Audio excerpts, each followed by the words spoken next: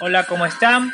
Vamos a hablar sobre los mecanismos neurológicos que se dan durante la anestesia general. Vamos a entender un poco cómo ocurre la anestesia general, que es un tema que me apasiona mucho, explicar cómo se da el proceso por el cual administramos un medicamento, el sujeto o el paciente pierde la conciencia, permite que sea expuesto a un procedimiento quirúrgico y posterior a esto se pueda revertir el efecto y el sujeto salga salga completamente tranquilo, salga estable después de una intervención que, de no existir la anestesia, pues sería un procedimiento muy doloroso y que incluso podría ocasionar la muerte. Antes de ello, se me viene la idea, ¿qué es la anestesia general? Antes de poder explicar cómo se produce, debo de definirla. Para ello, debería decir que es un proceso por el cual se administran medicamentos y que ocasionan en el individuo inconsciencia, amnesia, inmovilidad y analgesia. Esto último no fue necesario o no fue un requisito indispensable para la práctica de la anestesia, sino mucho más adelante cuando se descubrieron varios mecanismos moleculares que voy a explicar después. Entonces, la anestesia vendría a ser un proceso por el cual se ocasiona inconsciencia, amnesia, inmovilidad y analgesia. Yo agregaría de que requiere de estabilidad hemodinámica o de protección neurovegetativa y que sea un procedimiento reversible. Ahora, recordemos que no fue sino hasta que William Morton, el 16 de octubre de 1846, en un hospital en Massachusetts, hizo una demostración pública de cómo se producía o que era posible alcanzar una, llamemos ahora sí, anestesia quirúrgica en un paciente que iba a ser sometido a un procedimiento doloroso. Para ese entonces no se conocía o no se tenía claro, ni siquiera se tenía la idea de cómo o se ocasionaba la anestesia, en este caso por un agente inhalatorio.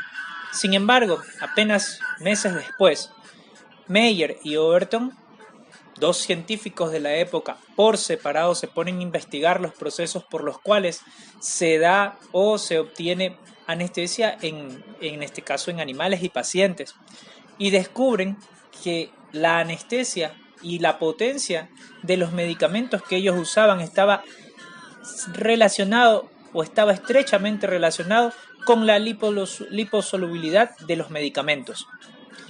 Tal es el caso que esta teoría actualmente cobra el nombre de teoría de la anestesia de Meyer y Overton.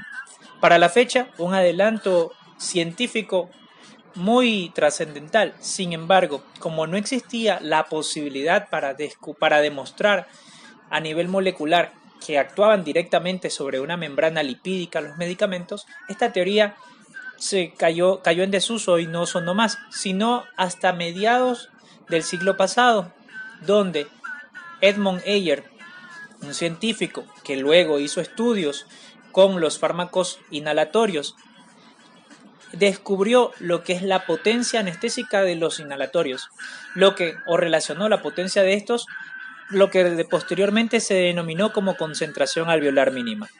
Para definirla, la concentración alveolar mínima no es más que la concentración de un fármaco inhalatorio a una presión, a una atmósfera de presión que ocasiona inmovilidad quirúrgica en el 50% de los pacientes. Al correlacionar la CAN, nos damos cuenta de que esta está íntimamente relacionada con la liposolubilidad de los medicamentos, por lo cual la teoría de Meyer y Overton cobra nuevamente una popularidad e importancia. Sin embargo, esta sigue sin explicar cómo es que la liposolubilidad de un medicamento está estrechamente relacionada con el proceso de anestesia. Para mediados nuevamente del siglo pasado o cercano a la fecha, se descubren nuevos neurotransmisores. Recordemos que para ese entonces se conocía que existían, por ejemplo, los receptores de NMDA, pero no existían sustancias que eran inhibitorias. Conocíamos que la noradrenalina actuaba como un neurotransmisor excitatorio sobre todo, pero no se conocían procesos por los cuales el organismo regulara de forma negativa la expresión de estos neurotransmisores. Se descubre el GABA, el ácido gamma-aminobutírico, y posteriormente los receptores GABA. Esto conlleva o abre, junto con el resto de teorías que hasta la fecha se habían abierto, a explicar o a poder presentar una sola teoría, denominada la teoría unitaria, en la cual se postulaba que el GABA, en ese momento un neurotransmisor inhibitorio, ocurría como una ocasionaba anestesia como una sobreexpresión del GABA, y de esta forma se podía someter a un procedimiento quirúrgico a un paciente. Entonces, la teoría unitaria postula de que existe una sobreexpresión del GABA posterior a la administración de medicamentos, sean estos endovenosos o inhalatorios, y esto ocasiona anestesia quirúrgica. Sin embargo, se descubren nuevos medicamentos que no tienen una actividad GABA como tal o específica, y sin embargo ocasionan anestesia. Esto nos lleva a pensar de que existe una teoría que actualmente es una mucho más aceptada, conocida como la teoría múltiple, en donde se postula que existen múltiples receptores, proteínas y distintos mecanismos que son distintos para los medicamentos, pero que llevan un mismo fin: ocasionar anestesia en nuestro paciente. Esta teoría también tiene en cuenta de que a dosis crecientes y dependiendo de la configuración del fármaco se ocasionan estos efectos en nuestro paciente. Hoy en día conocemos que existen fármacos no solo intravenosos, sino inhalatorios, que no solamente actúan a nivel del GABA y de receptores de metildiaspartato, sino también en canales iónicos, en otros receptores, ocasionando distintos efectos clínicos. Producen inhibición o activación o bloquean ciertos canales y ciertas proteínas, lo que nos lleva a obtener amnesia, analgesia, hipnosis, relajación neuromuscular o muscular. Vamos a explicar un poco cada uno de los receptores. En este caso, los receptores GABA son receptores para el ácido gamma-aminobutírico. A nivel de anestesia, nos interesa específicamente lo que es el receptor GABA-A. Recordemos, para fines prácticos, que el GABA está dividido en dos receptores, GABA-A y GABA-B. Los primeros son receptores de tipo ionotrópicos, es decir, que una vez activados van a permitir o prohibir el paso de iones. En este caso, para el GABA-A va a facilitar el paso de iones de cloro hacia el interior de la célula y permitir la salida de bicarbonato desde este hacia el exterior. Por su parte, los GABA-B son receptores de tipo metabotrópicos, es decir, receptores que tras su activación ocasionan la activación de un segundo mensajero, en este caso el AMP cíclico, y conlleva a un cambio de la polaridad de la membrana por mecanismos metabólicos y no iónicos específicamente. Con respecto a los receptores GABA ionotrópicos, como les dije, va a permitir el paso hacia el interior de los iones de cloro. Esto hace que a nivel del potencial de membrana, un potencial que recordemos es negativo, se haga mucho más negativo, impidiendo de esta forma la activación o la excitación de la membrana neuronal, en este caso, disminuyendo así la activación de la neurona que tiene una expresión por medio del receptor GABA.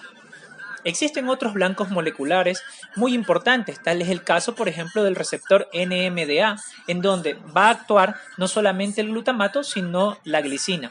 El primero activándolo y el segundo inhibiéndolo. Esto va a cambiar nuevamente el potencial de membrana como fin común.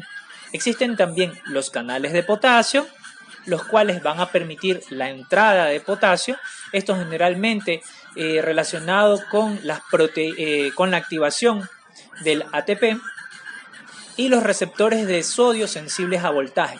Recordemos que en la parte de la neurotransmisión es muy importante los canales de sodio, ya que al llegar un estímulo a la membrana plasmática y llegar hacia la terminación nerviosa, los canales de sodio son los que principalmente ocasionan la despolarización y hacen que las vesículas que contienen ciertos neurotransmisores sean liberados a la hendidura sináptica para que estos posteriormente lleguen a los receptores. De manera que los blancos moleculares no son solamente los receptores GABA, sino que existen receptores para los iones como el potasio o el sodio y receptores específicos para ciertos neurotransmisores, no solo activadores como el glutamato, sino también receptores para sustancias inhibitorias como la glicina. ¿Y cuáles son los efectos clínicos que se van a obtener tras la activación de estos receptores? Bueno, existe una correlación clínica no solamente para los fármacos inhalatorios, sino también para los endovenosos, donde podemos ver que a dosis menores los primeros efectos que vamos a obtener van a ser sedaciones y amnesia, y a medida que la dosis del fármaco, nuevamente, sea inhalatorio o endovenoso, a medida que esta dosis aumente, se van a producir nuevos efectos, tales como la inconsciencia, hipnosis e incluso la inmovilidad. Con respecto a la inconsciencia, no existe actualmente una teoría o un consenso sobre cómo se produce la inconsciencia por la administración de la anestesia de anestésicos, sean endovenosos o inhalatorios. Sin embargo, se conoce de que están estrechamente relacionados núcleos subcorticales, la corteza cerebral e incluso la conexión entre ambos, la corteza cerebral y los núcleos subcorticales. Es importante resaltar de que en estos mecanismos influye estrechamente el GABA. Se conoce que uno de los mecanismos por los cuales se puede producir la inconsciencia sería por medio de la activación o la sobreexpresión del GABA a nivel del núcleo preóptico ventrolateral, el cual a su vez va a incrementar las descargas de GABA en el locus ceruleus y el núcleo túbero-mamilar, donde por medio, recordemos el ciclo de sueño-vigilia, se va a producir un sueño profundo y estos últimos núcleos, el cerúleos y el túbero mamilar, al tener una sobreexpresión GABA, van a impedir el despertar de nuestro paciente. A nivel de lo que es la corteza cerebral, pues bien, cada anestésico va a actuar en un lugar distinto. Por ejemplo, lo que corresponde al propofol y el etomidato, vamos a tener que existe una sobreexpresión del GABA, el cual va a producir una inconsciencia. Con respecto a la ketamina, no va a ser el GABA el que actúe, sino el glutamato. Esto inhibiéndose la actividad glutamatérgica. Con respecto a la corteza cerebral, se conoce que existe por la administración de medicamentos una desconexión de la comunicación normal que existe entre la corteza frontal y la parietal. La inmovilización, por su parte, no es una característica común de todos los anestésicos, sean estos endovenosos o inhalatorios, pero sí es principalmente vista en los fármacos inhalatorios. En este caso, se produce por un mecanismo en la médula espinal, que actualmente no está completamente dilucidado cómo es que ocurre. Y recordemos que los anestésicos inhalatorios producen la inmovilización a cantidades cercanas a un CAM. Sin embargo, si nosotros correlacionamos la dosis que debe darse de medicamentos inhalatorios para producir inmovilidad y la dosis que debe administrarse de medicamentos endovenosos, el propofol, por ejemplo, requiere de dosis casi 4 veces mayores a las que producen inconsciencia. Con respecto a la amnesia, tampoco existe un mecanismo común para todos los medicamentos. Sin embargo, se conoce que existe una sobreexpresión de la relación que existe entre el hipocampo, la amígdala, la corteza frontal, la corteza entorrinal y la perirrenal. Recordemos que para que exista un proceso de memoria, en estas áreas del cerebro existe una actividad GABA. Cuando se va a dar el proceso de memoria, la actividad GABA presente en estas áreas durante todo el tiempo disminuye. Esto permite que el cerebro pueda grabar nuevos recuerdos. Con la administración de fármacos que potencian la actividad GABA, este mecanismo por el cual se crean recuerdos va a ser mucho más difícil de alcanzar debido a que existe una sobreexpresión de este GABA.